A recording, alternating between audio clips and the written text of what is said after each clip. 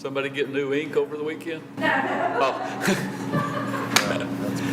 Thank y'all for being here this morning. It's 10 o'clock. We'll start this meeting. We'll call it to order.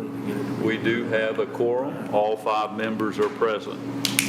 Our opening prayer this morning is by Reverend Gregory Chambers of the First Christian Church. Our pledges will be led this morning by Commissioner Snuggs. Reverend Chambers, is he here? No? Rick, would you like to do opening prayer for us this morning? If you would, please rise.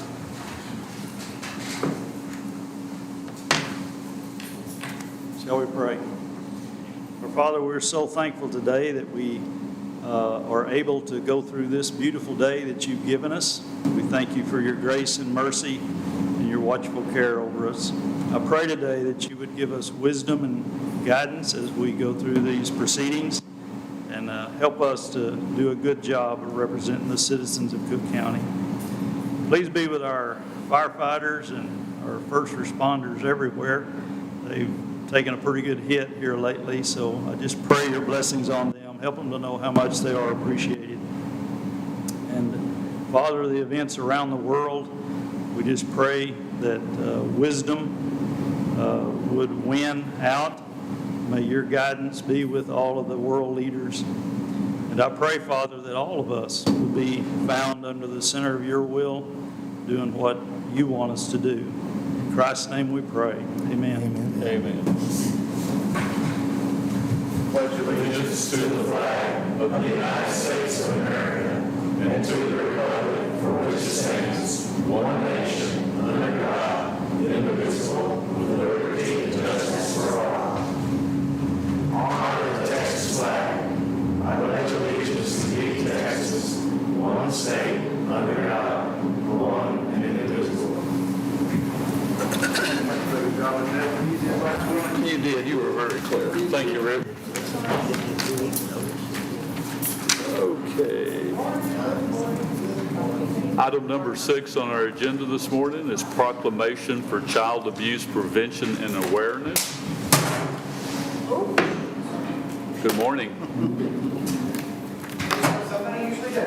Okay. Cooke County Commissioners Court proclamation declaring April 2022 as Child Abuse Prevention and Awareness Month. Each year, the month of April is dedicated to raising awareness of child abuse and promoting the safety and well-being of children. Across the Lone Star State, children's advocacy groups, nonprofit organizations, social workers, and government agencies work daily to stop this unconscionable crime through education and awareness.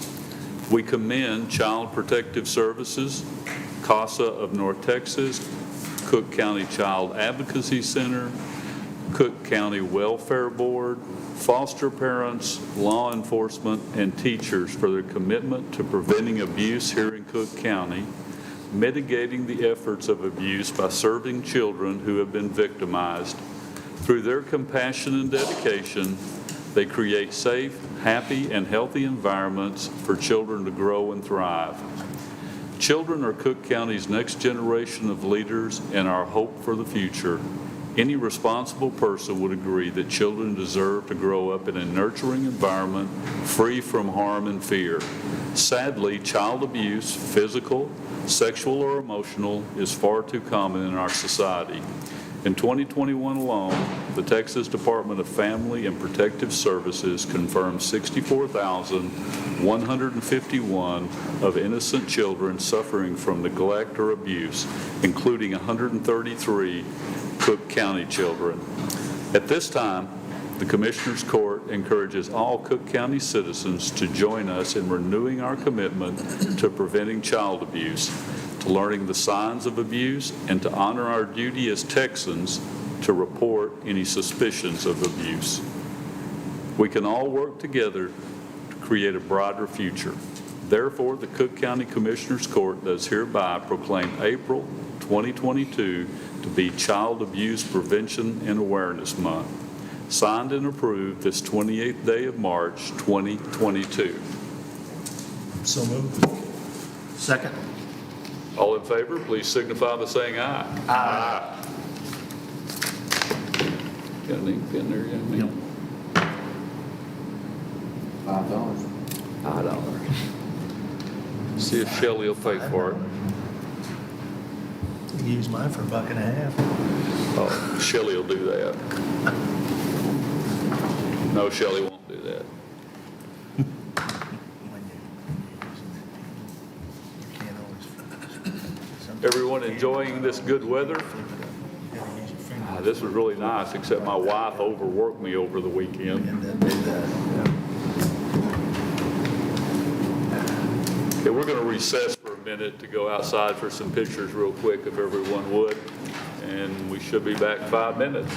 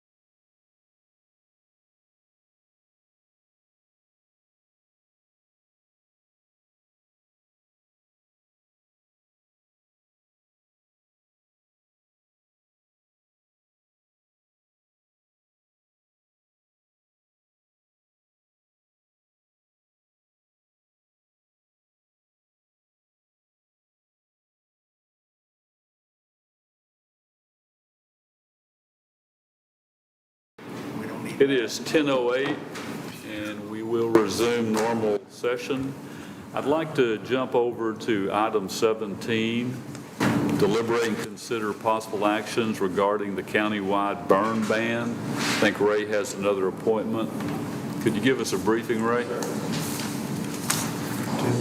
Good morning. I provided you the information, the latest updates at least. Our KBDI is a low of 169, high of 518 for 302 average. You can see a large area of the county is in the 0 to 300 range.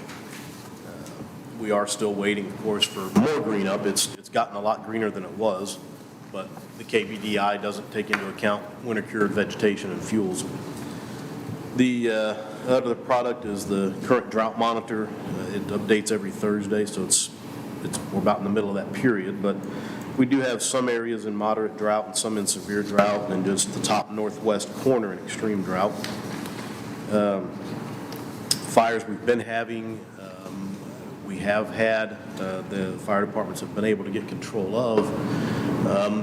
The issue is on the really dry days, if we have wind, with the fueled conditions.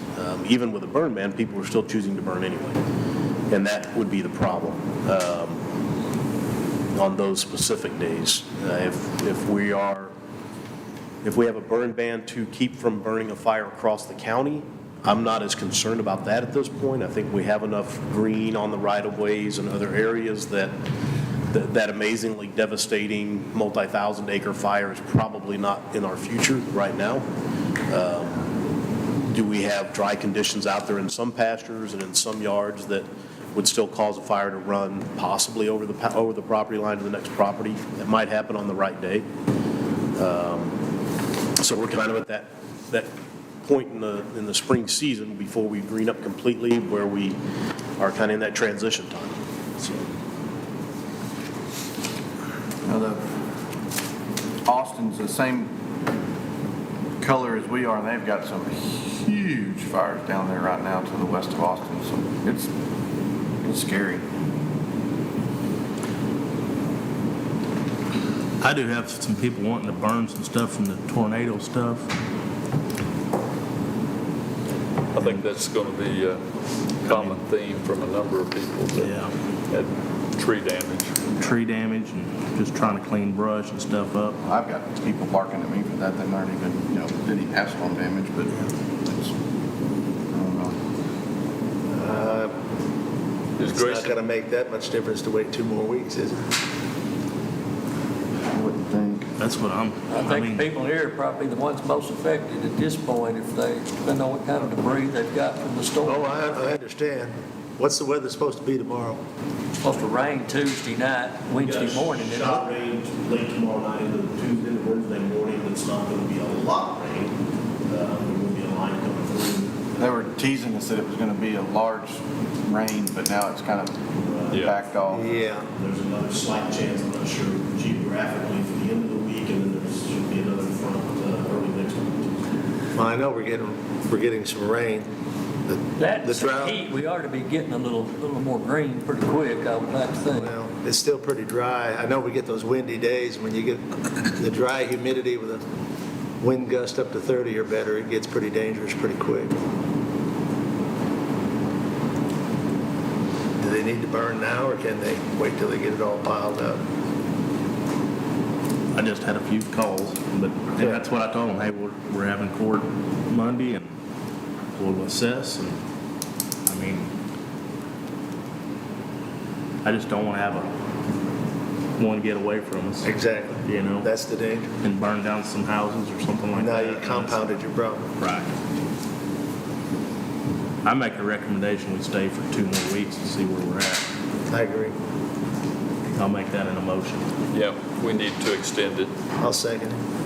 Have a motion to extend the burn ban by Commissioner Art and a second by Commissioner Clement. Any further discussion? All in favor, please signify by saying aye. Aye. Opposed? Ayes have it, 5-0. I'd like to go ahead and discuss one other item before Ray leaves us. Let's go up to item number 11, please. Deliberate and consider possible actions regarding disaster declaration.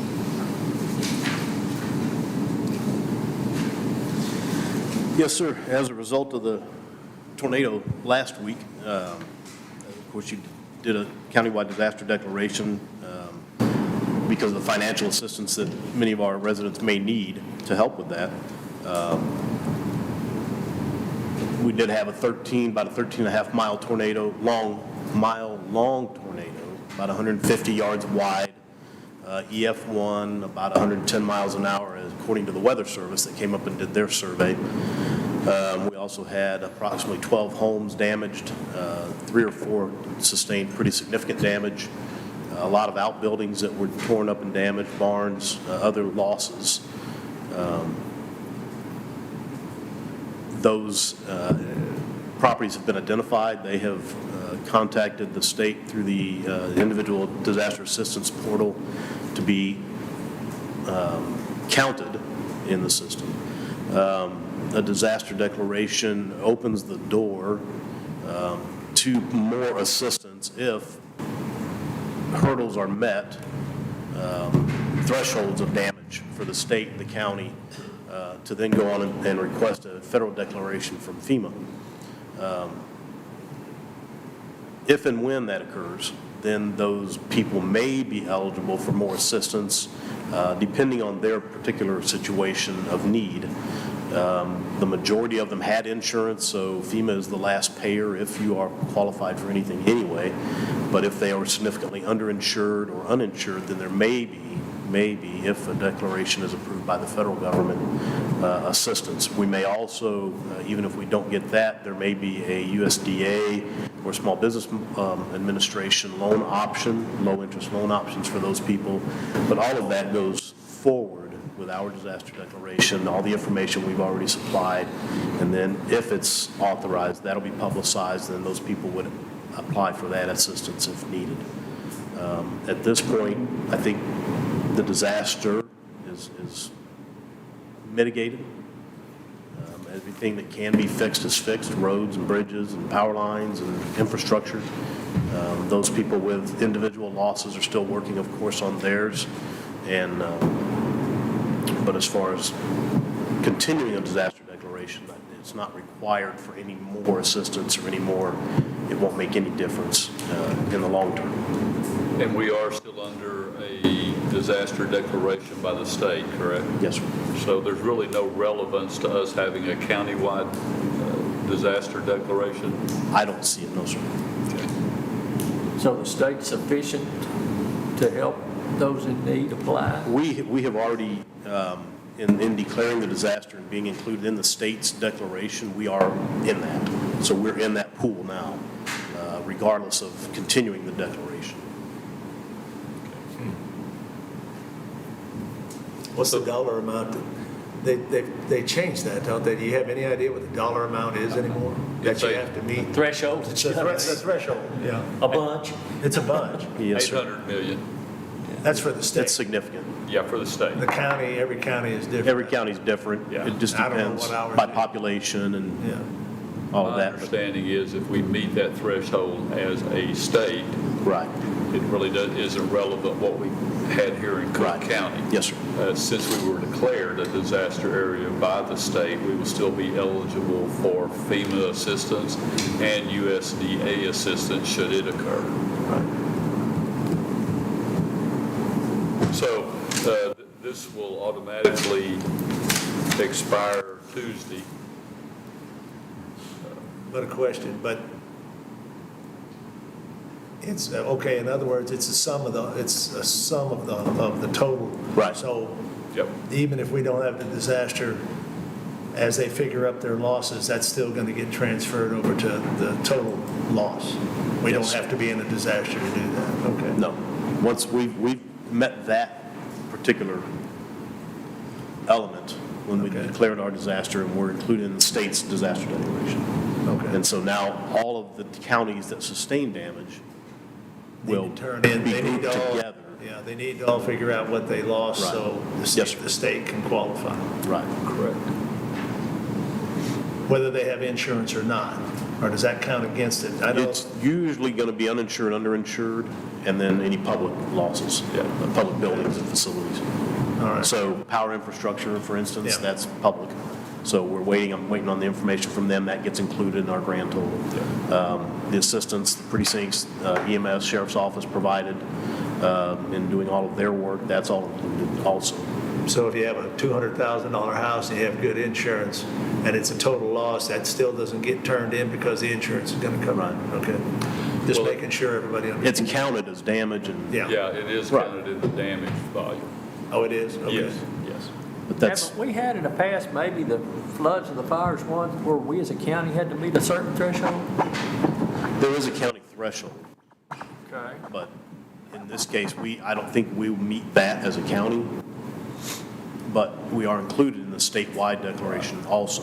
And so if, for instance, we didn't meet the threshold and we don't get a FEMA declaration or presidential disaster declaration, but Grayson County, based on their damage, which was significantly more, uninsured, underinsured, and then fatality and injuries, they may be declared at least a USDA assistance county, and then we are a contiguous county to them, and so it would still make our residents eligible for what probably would be low-interest loans. Oh, I guess I misunderstood. Then we had the flood, the county had a certain threshold it had to meet. So you're telling me that the citizens' threshold and the county's threshold, I always thought it went together. It is. Okay. But so that if the federal government declares the state request, and we are included in that request, then we may be able to get the actual presidential declaration and that further assistance. But even if our county didn't meet that threshold, we're included in that total. If we don't make that, then we wouldn't have enough as a county to meet the threshold for individual assistance here, but we may have an option for other assistance because we're contiguous to a county that did.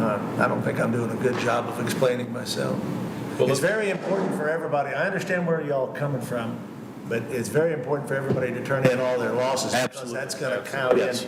Just because we didn't declare the disaster, I don't want it to look like, Well, we have. well, I know, but I mean, we're not going to reaffirm it today, but Right. they still need to be turning all their Absolutely. things in because it's Sure. still the aggregate of the whole that's going to get it done. Yes. Okay. That's very important for the news media, if you would. I have a question about it. Commissioner, How do you determine what the damage is? You have, what documentation has to be turned in? It's an estimate. yes. Just an estimate. I lost story building and pricing is. So if I say it's $50,000. Yeah, so we have publicized that the tool is on the county website. It's also been on Facebook. It's called ISTAT, I-S-T-A-T, and that's the individual damage assessment tool that the state uses. And so if people will go online and fill out that, it will accumulate everybody's data. And it gets funneled up through that. Now, we also do it through our disaster summary outline. We run a parallel product that has, again, an estimate of individual losses, affected, minor, major, destroyed, percentage covered by insurance, and business losses, that kind of stuff. But if the media would, please carry that particular portion that we need to get to the citizens, that they need to turn in the dollar value if they haven't already, and the link associated with that. And to kind of add on and clarify for Commissioner Clement, as I understand it, the reason we differentiate between public and private sector is, and we fully expect the president to give us a declaration of disaster, is that depending upon those volumes of dollars, FEMA may or may not give individual assistance or may not give public assistance. That's two categories of assistance. There's two No, categories. I understand that. I'm just getting down into the weeds on, I want everybody to make sure they turn in all of Yep. their losses, because I know it was important when we had the flood. Yes, sir. And the public sector as well. I'm assuming you're still waiting for something from Pentex? Yes, sir. That's the last one. They should have that done, I hope, today. Okay, great. Anything else for Ray? Then we'll take no action on item 11. Thank you, Ray. I appreciate Yes, sir. the update. Appreciate it.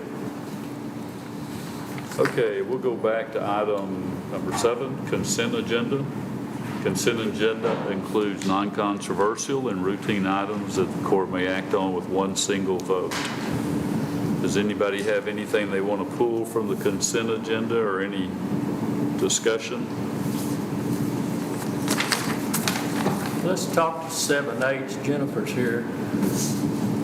7, which one? H. Oh, H. Good morning, Jennifer. Good morning. Do you want to vote the rest, or you want me to talk first? Do you No. want to pull it? I don't know, I'm asking. Let us get it pulled and see what we want to do with the rest of the agenda. Okay. Okay. Anybody have anything else they want to pull? I make a motion. I'm sorry. It's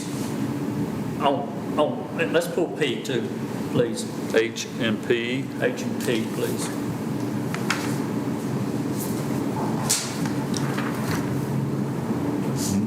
Okay. And anybody else got anything they want to talk to on that? Nope. Okay. Move to approve the rest of the consent agenda. I have a motion from Commissioner Clement to approve the remainder of the consent agenda, less items P and item H.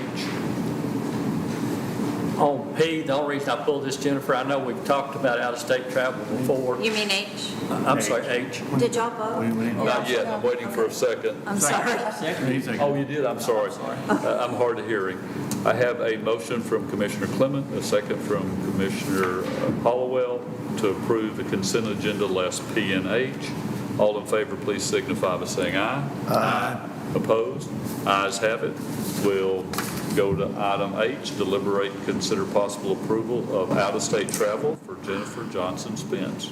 Jennifer? Well, the reason I pulled that is for a reminder to everybody, we talked about eliminating all out-of-state travel if you could get it anywhere else within the state and meet your requirements. Right. Is that? Yeah, you did. And I had a feeling when I put it on there, the crazy thing about this is normally this is once a year, and this year they stuck it in the same budget year. It normally falls in October, and this year it's in September for whatever reason. So it would be attending the 2022 conference in the same budget year as normal. I would have put it on there anyhow.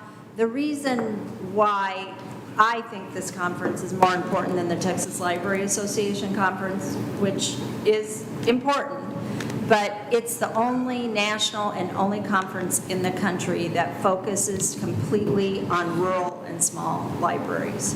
It's where people learn, like Whitesboro got the idea to become a passport center, and that's how they're helping to bring income into their library. It's where everybody there is small or in a community that there's not broadband or access to good medical. It's where you learn programming ideas from other people who are dealing with the things you are in the same community. And there is a virtual option. They started it last year. The difference is that the virtual option last year, because I have friends who did that, they didn't want to travel during COVID.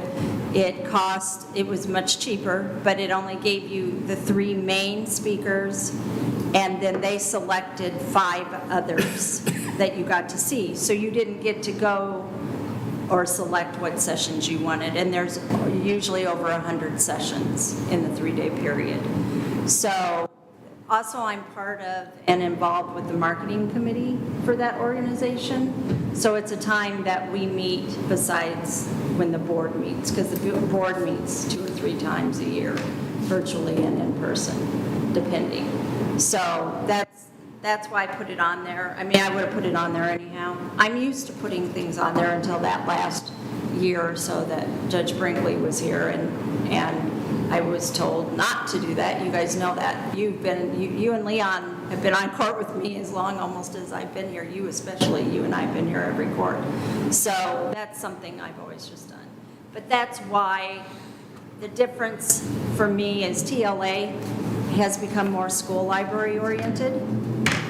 And the programs that are available for public libraries are geared to the larger metropolitan and libraries. And so they talk about spending, you have a program, well, you're going to bring an author in that's going to cost $10,000 and have this thing. We don't have $10,000 to bring an author in. We come up with our own ideas and try to find local people if we're going to do something like that. So to me, that's the benefit. I would pick it over even the National Public Libraries Conference. I just would. All those are geared to much larger libraries, and this one is specifically rural and small community libraries. So if you had only one to pick to go to this year, that would be the one? That would be the one. And like I said, the thing is the problem is, it normally falls in October, and it would have been in next year's budget. But for whatever reason, whether they could get cheaper rates for rooms during that time period in Chattanooga, that's where they did. They also hold it all over the country. One year they try to do East Coast, one year they do the Midwest or the South, one they do the West. Like, they try to make it so that rural and small libraries can attend. Does it address any of your continuing ed hours? Yes, all of them. Can you limit your travel to that one regardless of which year it is? Sure. Unless you guys send me to something else. Yeah, I mean, I In don't other words, we see. can combine all your out-of-state travel and all your trips to this one time a year. I'm Yeah, looking- whichever one, no, I agree. One, Yeah. I'm looking to save costs. Two, I'm trying to be consistent because, say there's some guy in law enforcement, he would love to go to a certain location. Right. But he Oh. can get the same continuing ed hours in Texas. It doesn't make sense to send him, and I'm trying to suggest. Oh, no, I Every understand. department be consistent, and you've got a significant travel budget, if we go. Well, and I looked to make sure Kim is going to TLA my assistant director is going to TLA at the end of this month. It's in Fort Worth. And I checked, and we've registered her already early, so it would be cheaper. She'll probably spend another $1,200 out of the budget that I have left. And the last budget statement that I got for the February was we still had almost $4,600 in that line. Which is, So we'll end up taking probably $1,000 to $1,200 from her, and then there still should be plenty. I'm planning on having a roommate in Chattanooga this year. The rooms are a lot more than normal, even with the conference rate. So, does that answer your questions? Okay. at the court's pleasure. I mean, but I think that, probably revisit next year's budget and reduce it, anticipating less out-of-state. I mean, if we can truly reduce you to one out-of-state travel event and meet all of your city use, I don't know how we wouldn't do that from a business standpoint. Right, yeah, I agree. I agree. Because the thing is, if I don't get the continuing education, then we are not accredited. You have to have that, which then means we lose all the interlibrary loan stuff that we do. Last year, we borrowed 300 and something items from other libraries around the country for our patrons. We didn't send out that many, we sent out 50 that we loaned, but that's a huge savings right there if we don't have to buy 300 and some items that maybe only one person wants. And also, we couldn't apply for the state grants. That $25,000 we've gotten the last 2 years wouldn't be eligible to us if we're not accredited, or any other state grants, which we're looking at 2 more this year. And the TechSure databases that are databases for people who are looking at studying for getting their GED and newspaper research stuff, that kind of stuff. So we need to stay accredited. Anything else for Jennifer? Thank you. You're welcome. I agree with Gary that we need to try to limit our out-of-state travel, and this may be the one exception each year that we have to make. Oh, but we're still reducing it by 3 or 4 trips a year, seems like, so that's great. We can. So do I have a motion?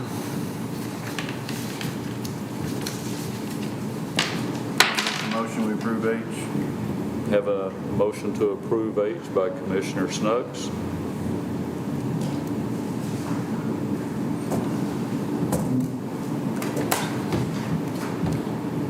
I'll second that motion to approve H for out-of-state travel for Jennifer Johnson Spence to attend the Rural Library Association meeting.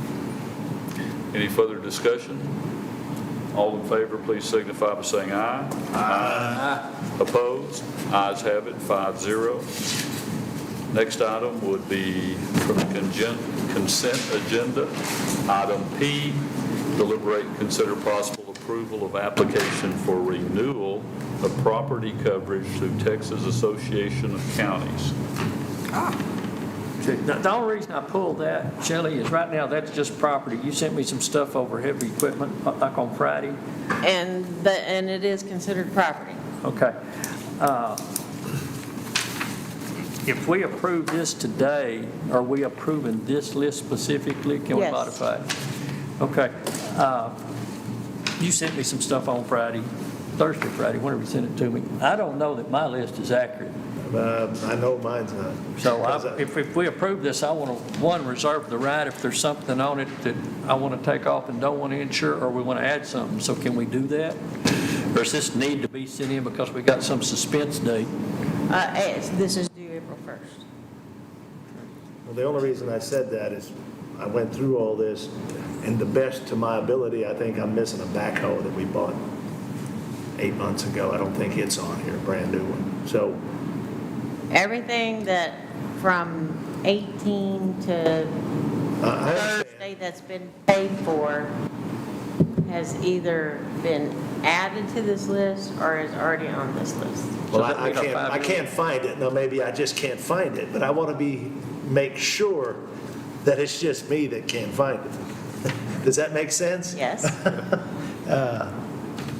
I'm not saying it's not in here. I understand. But, In all I've honesty, looked. I didn't spend all weekend working on the list. And But it's not due till Friday, so, oh, I'll have it done before Friday. okay. So, I mean, yeah, that gives me some leeway. I wanted to reserve the right to go through all this and double check it. Yeah, make modifications between now and Friday. Okay. Okay, it's assuming we can do that, I'd make the motion to approve. Second. And then also in your packet, you'll see the list of property, Yeah. real property. We don't own any helicopters, we don't own any watercraft, so, Anybody know where we can get a good helicopter? I'm thinking They had a that. couple of government surplus a few years ago. I don't think we need one, thank you. Okay, I'm But sorry. But see, I have copies of all the invoices. I mean, I went through and made copies of all the invoices of the stuff that was, that I added. I got you. So, I mean, And as the year goes on, we get something new, we add it to it. yes, every time that y'all buy something, I want to go print a hard copy of what you sent me, and I'll go, okay, I'll go that's look at fine. it. No, that's fine. Thank And you. that's why I sent it to you. This is different than vehicle insurance. The other thing, I don't know if you read my cover letter that went with this. The deductible for heavy equipment is staying at $1,000. The deductible for real property is going to $5,000. And then vehicles is a whole different beast. Vehicles is That's a different. whole different thing. I guess the market,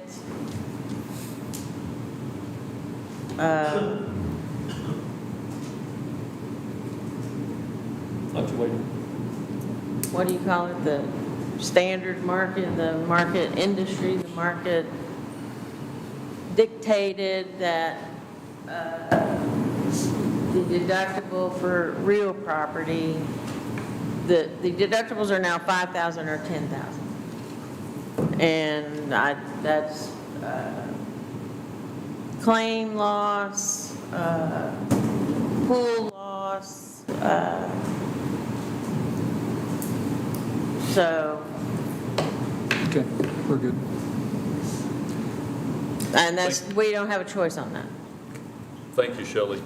I have a motion to approve item P from the consent agenda to renew property coverage through Texas Association of Counties with the understanding that that listing can be updated through Friday by Commissioner Hollowell, a second by Commissioner Clement.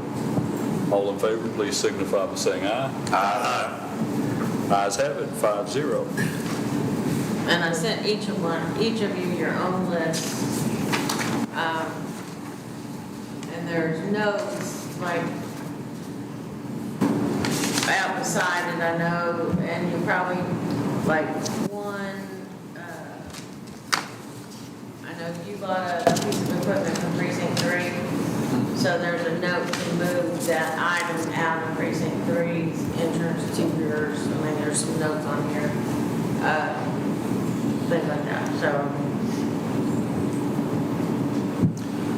Okay, item 8, deliberate and consider possible approval of Treasurer's monthly report for February 2022. Anybody see anything there of concern? Move to approve. Have a motion to approve the Treasurer's report for February by Commissioner Snuggs. I'll second that. A second from Commissioner Arndt. Any further discussion? All in favor, please signify by saying aye. Aye. Ayes have it, 5-0. Number 9, deliberate and consider possible approval of bid award for bid fiscal year 22-010 road aggregate, Cooke County crushed stone, North Texas crushed stone, J.R. Thompson Incorporated, Dulce, Johnny's Dozer Service, and Martin Marietta. Ooh, everything's going up. We use a lot of people for gravel, don't we? I make a motion, we approve them all, but just for media purposes, to help people understand, looks like the least of them went up about a minimum of $1 a ton. Yeah. And so folks need to understand, you know, with that and the price of fuel, that's going to impact rocking roads. It's going to drive the cost. 100%. Yep. So, And per statute, you're allowed to do that. oh, to approve all of them, yeah. Yeah, which is what we've done over the years, yeah.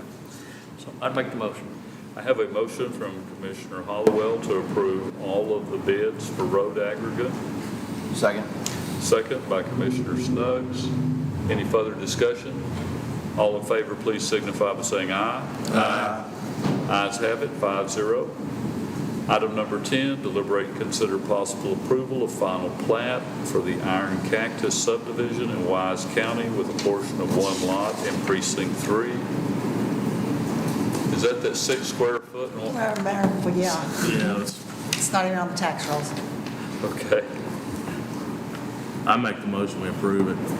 Have a motion to approve the final plat for the Iron Cactus subdivision by Commissioner Arndt, second by Commissioner Hollowell.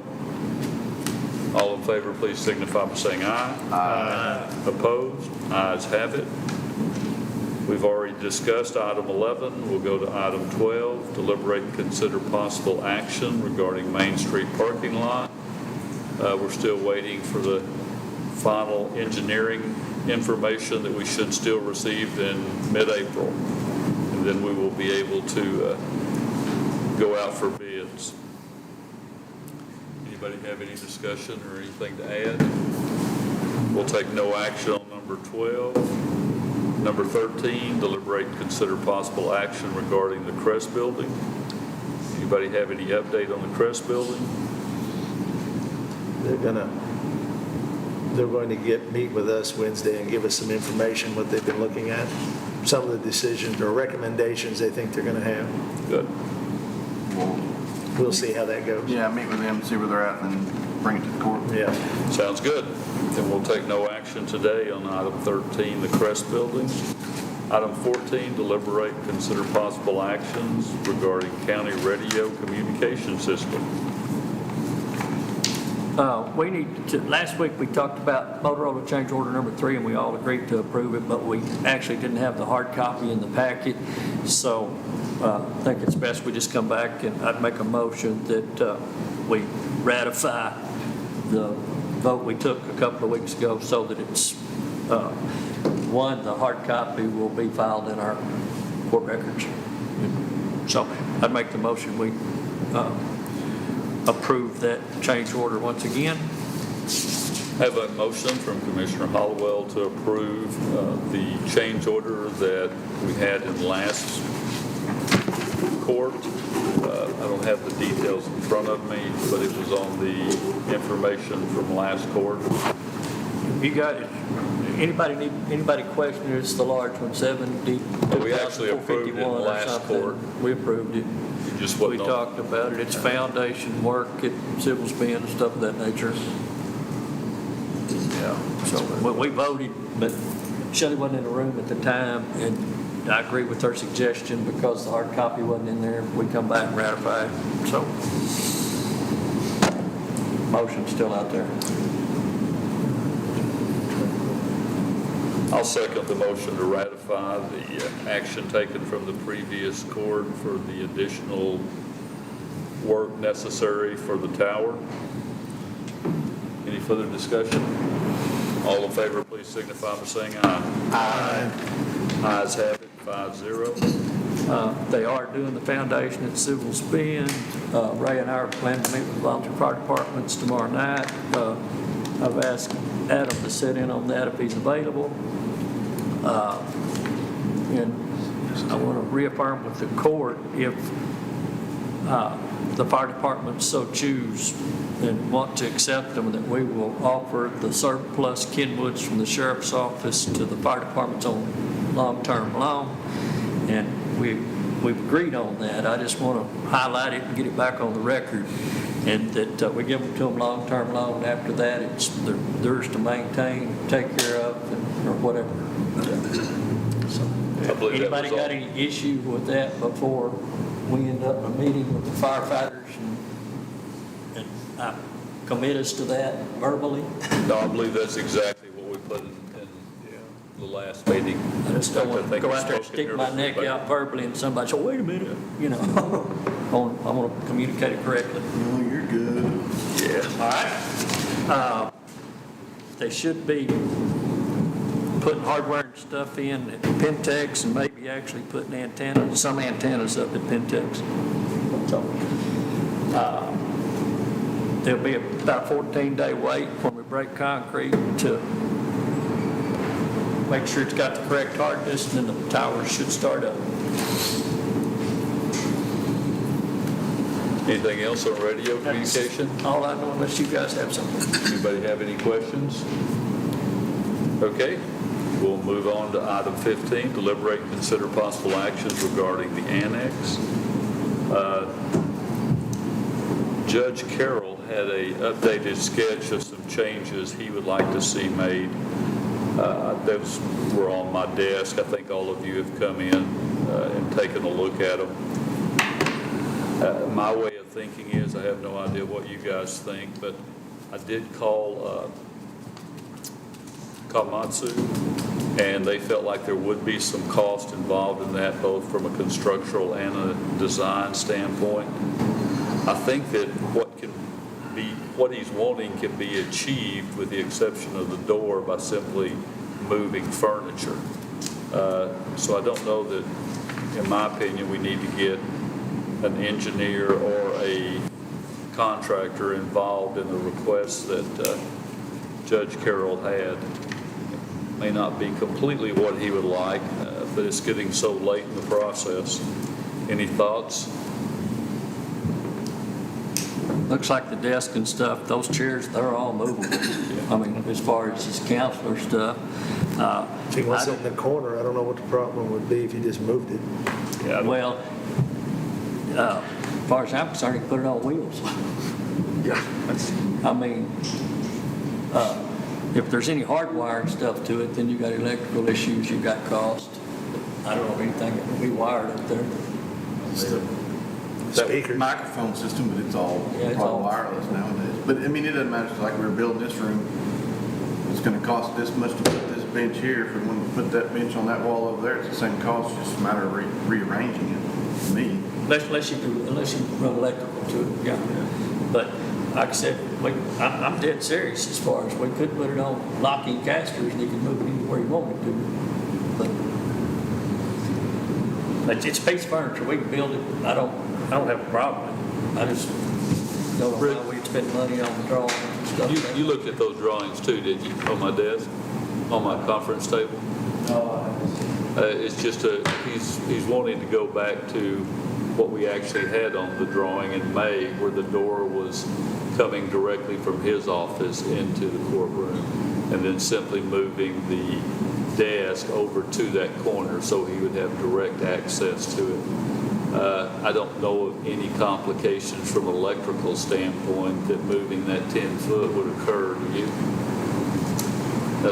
And if we had to do something secondarily, even the door secondarily is probably going to be cheaper than getting Komatsu and the construction company to make the design change at this point, I would think. You mean adding it at a later date? Yeah.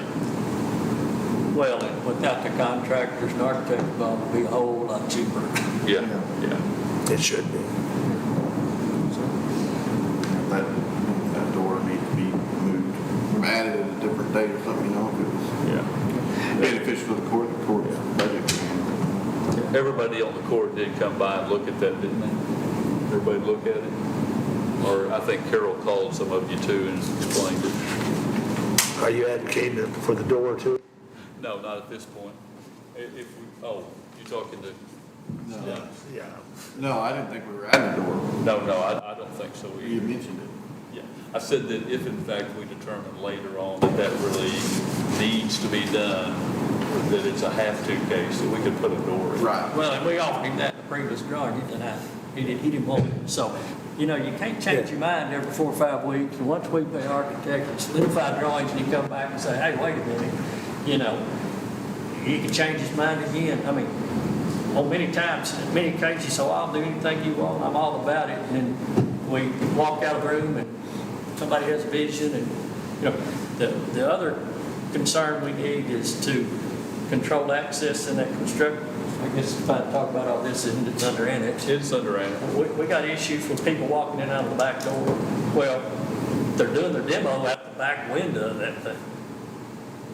And we can incur the cost of having a fence put around it and make it a hard hat area accessible to only construction if our people just absolutely refuse to cooperate. They're still trying to use the east door. They're not trying. They are. They're walking in and out of it because they can. And the other issue we've had is them going upstairs, rifling through the contractor's plans, going to the contractor saying, hey, we want a door here. We don't need that.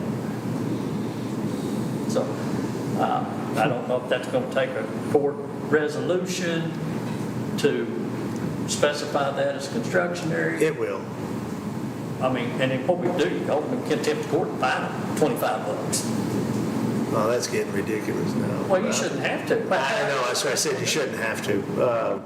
I mean, this is a serious safety issue. Oh, I understand. You can't go up there unless you have a hard hat on. You're not supposed to be able to go in there unless you have a hard hat on. It's going Upstairs. upstairs. Back doors, the real issue, so you can go to your car that's parked out there, go out there for a smoke break. Yeah, I got you. Yeah, they're throwing lumber out that window, Yeah. that dumpster, and And people are saying, well, there's nobody up there working today. Well, you don't know whether they're up there or not. So. Then a we 2x4 need comes to- down. Yeah.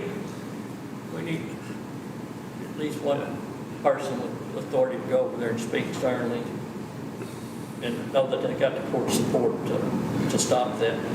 I mean, especially the drawings, those drawings are the working drawings to be accessed by the contractor and the vendors and subs and stuff. We don't need people taking them out of there and copying them and marking on them and interacting with our, It's not employees, is it? yeah, Really? well, employees and elected officials, Really? yeah. Interesting. And Well, Judge, I suggest you, I'll go over there and talk. I did send out an email earlier. it dampened it, but we still got one Okay. No, I'll go over there and speak Or with them two, directly really. as well. that doesn't apply to. I mean, it would have, when we redid the interior of this building, if everyone would have been in here going through everything, it would have really been a And then the nightmare. contractors should say, we're more than willing to take somebody on a tour, or a group on a tour. We don't need individuals up here, you know, and I just happened to be the one that said in the last meeting, when one of the door conversations come up, because I believe it was the one where we've all said, we're not cutting a hole in that firewall. The brick Yeah, wall, yeah. you know, we all said that, right? Yeah, it's So a structural when you're in wall. there representing the county and somebody says, oh, well, they approached us about cutting this door, you like to be able to say, hey, the court has said we're not going to do that. You don't want to cut a hole in the firewall. And it's really embarrassing, you know, if we decide to go back and do things after the court has bought off on plans. So then you get to where you don't want to be the point of contact because you have no credibility. So Well, anyway. and I would- understand all that, but, you know, as far as moving a piece of furniture, I don't have a problem with any of that. What I would suggest, and I put this in the form of motion, that we don't involve the architect, which then involves the engineers, which then all the plans have to be changed. It's gone out to all the subcontractors. I would make the motion that we don't do anything involving the plans and address the movable stuff later. Are y'all having construction meetings with them? We are. We're kind of at a standstill right this minute. We're trying to find a structural beam, and they're having a little difficulty getting one. Rick, do you know any of the details on why we're having difficulty getting the beam? It's a metal beam, guys. Yeah. It's what it is, and metals, obviously metals Yeah. issues, but it's what they're doing is, we're gonna replace that support wall that runs east and west in the middle of the south side. Y'all with me? That's the only wall up there right now. All the other 2-4s and infrastructure's been torn out. They're going back in there with metal to reinforce that, and we're waiting on the metals, the last word I heard. Is that not what you heard in the meeting, Rick? And then they're talking to the engineer about how they're going to support it with the metal while we replace the existing support wall. I've been looking for a beam. We're taking out a structural wall on a house over in Bowie, and they're just really hard to come by. In fact, I could not find a 12-inch LVL within 100 miles of here, and Community in Munster had them. And they still have more. They have 3 more LVL beams over there, if that would work. Yeah. Yeah. I don't know if we're waiting to get the ID in order, we can't get it, we're still trying to determine what size to use We meet again with them this Wednesday, don't we, or is it next Wednesday? next. Next Wednesday.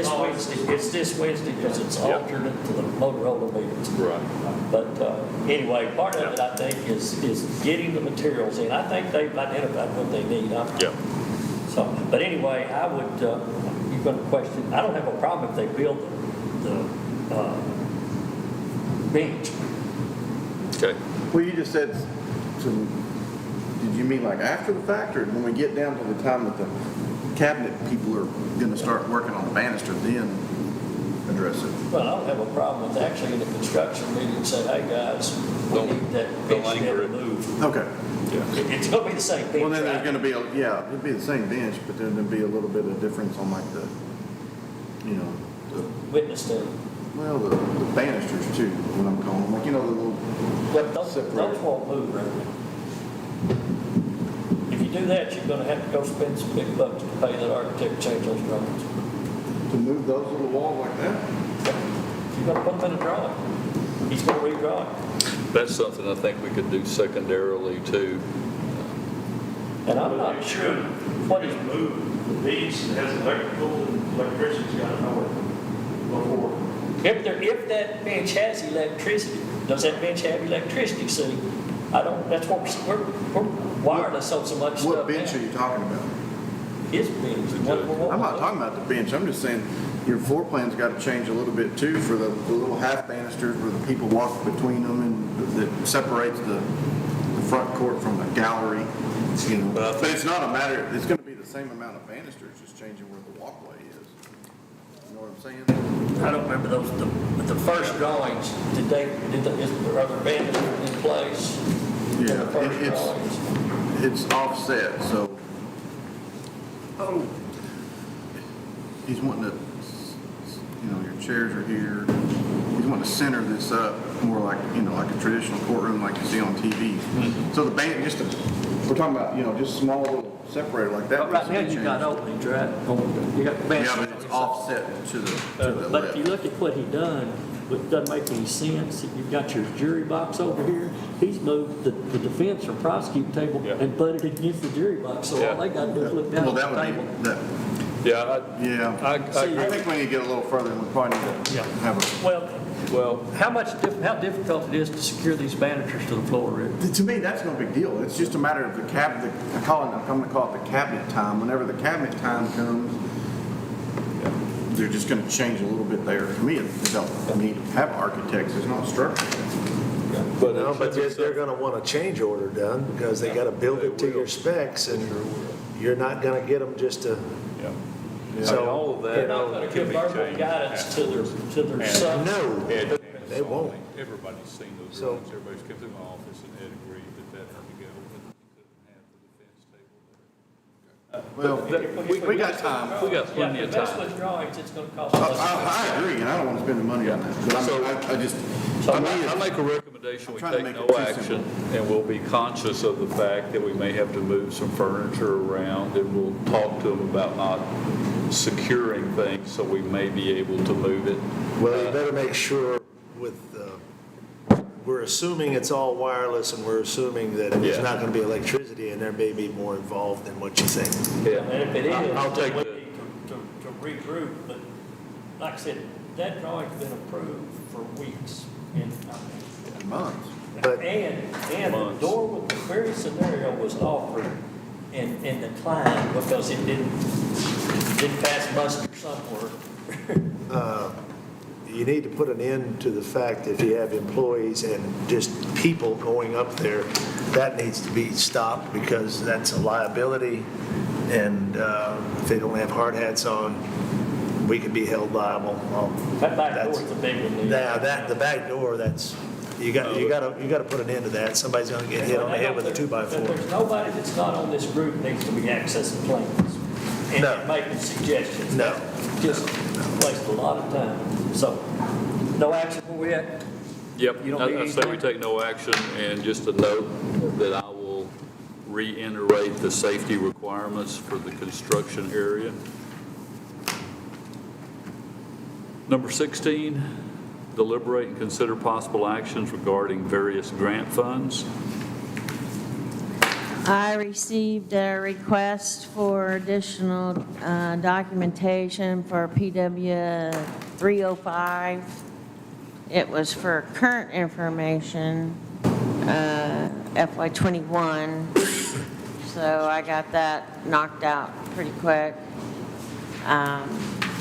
Still no payments have come in. The FEMA 2020 COVID report is due next month. The outside audit started March the 7th, so the CTIF road grants got put on hold, so I'll start picking those back up. The election grants, the budget amendments were on court today, so once those get put in, we can get the POs going for both the HAVA money and the ARPA money, so Pam can get those ordered. And then for the American Rescue Plan, the court, if so chooses, with the final rule, made it to where if any entity received 10 million or less, you could adopt the standard allowance, which is a fancy term for lost revenue. And basically, it allows for a more flexible spending and simplified reporting, kind of like the pilot program. Sign us up for that. Very simple. So, and that there is a resolution, which is in your packet. And so, it cites the Social Security Act, which is what was passed for the ARPA, and Section 602 is for counties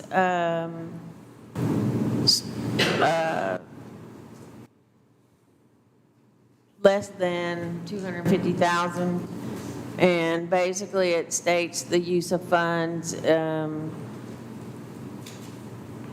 to respond to the public health emergency with respect to coronavirus disease 2019 and economic impacts, including assistance to households, small businesses, and nonprofits, or aid to impacted industries as tourism, travel, and hospitality, to respond to workers performing essential work during COVID-19 public health emergency by providing premium pay for the provision of government services to the extent of the reduction in revenue of such state, territory, or tribal government due to the COVID-19 public health emergency, relative to revenues collected in the most recent full fiscal year of the state to make necessary investments in water, sewer, and broadband infrastructure. And then 603, which everyone is including also, just in case there's some wording, is for the metropolitan areas, which is larger cities, and the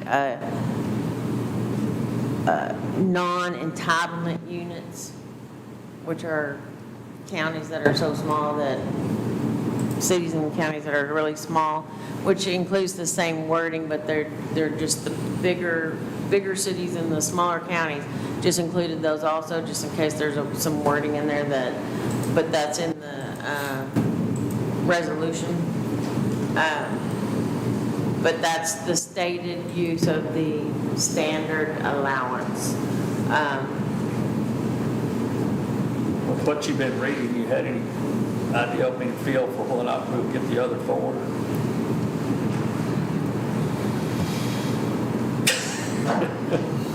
Checks in the mail. I'm still concerned. I mean, until we actually have it in hand, I'm still concerned. With all the money that's going out for help with Ukraine, and I'm still concerned. Which brings me to the question. We nominated folks for the committee. Did we ever do anything to get them together? Did you send out anything to get Yes, them there's a together? meeting. I'm sorry? There's a meeting scheduled for this week. And I listened to Tack's new podcast about ARPA funds, and one of the topics was broadband, and they said that before you spend all your ARPA money on broadband, that there are other funds for broadband. And so Other funds within the ARPA money or just other funds? other federal funds for broadband. Trying to get it nationwide. Right, and that we should be applying for that money as well, and to save your ARPA funds for COVID-related, COVID-related county projects yeah. or Right. issues? And so, one of the suggested, well, no, one of the during the talk, one of the projects was mentioned that was paid for was the radio communications, dispatch panels, ambulances, cars, things like that. So,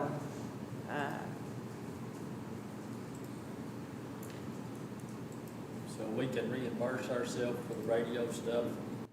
possible.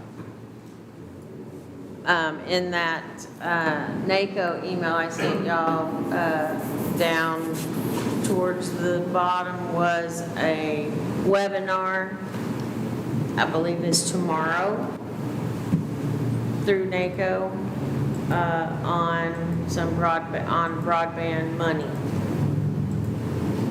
I think it's at 11 o'clock. It is. Okay. I guess it's some new money. Yeah. Okay. But, so that's just a suggestion. But no, I have not heard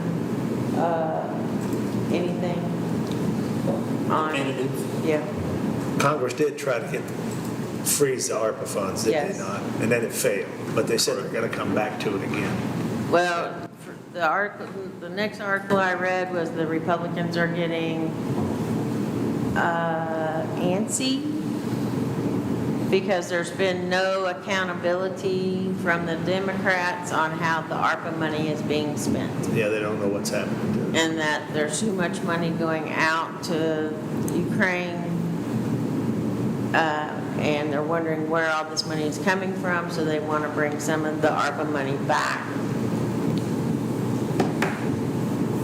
That was the latest article I read. Thank you, Shelley. But I need the if y'all want to pass this resolution or not. The final rule takes effect April 1st. Make a motion, we pass the resolution. Second. Have a motion to pass the resolution by Commissioner Hollowell and a second by Commissioner Clement. Any further discussion? All in favor, please signify by saying aye. Aye. Ayes have it, 5-0. Thank you, Shelley. Item 17, we've already discussed. The countywide burn ban stays in place. Item 15, anybody have any future agenda items for Kathy? Subdivision, It's on there. Yeah. we're gonna talk changes to some of the subdivision stuff again. Okay. Review and consider change. Yep. Do you have anything specifically in mind? Yeah. You just want to look it all over? No, just some of the road specifications and minimum standards. Don't talk specifics. Yeah. Not on the agenda. Yeah, just some things that I'm running into with everyone that I'm dealing with. The 16 that we have in the hopper at various stages.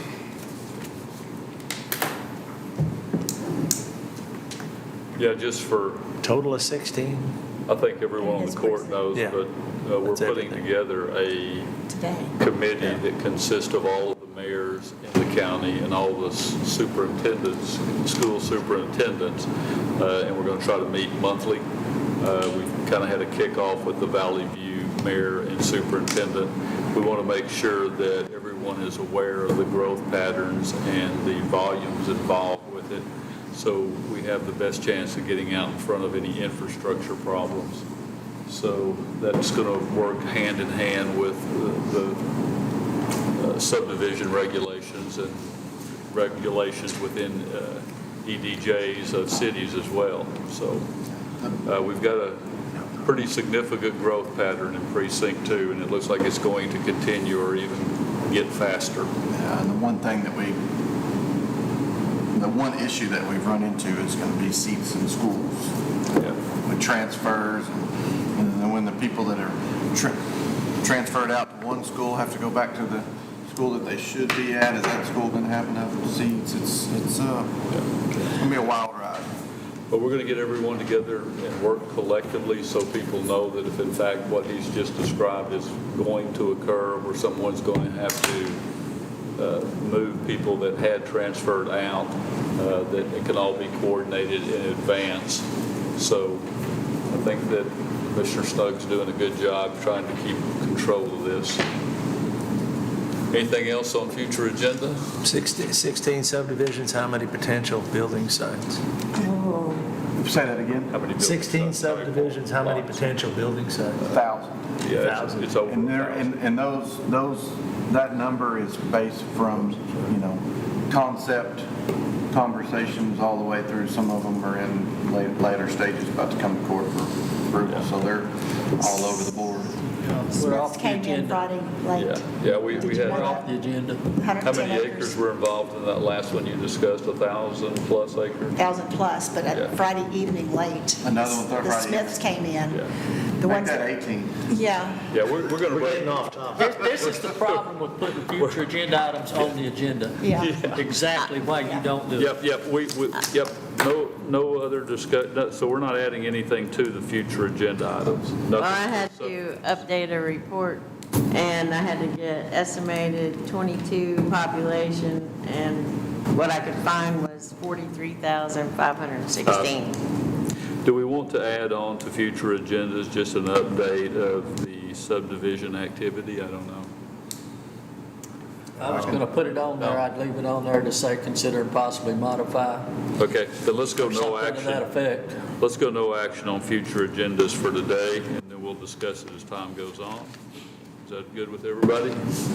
No action? Okay. Motion to adjourn.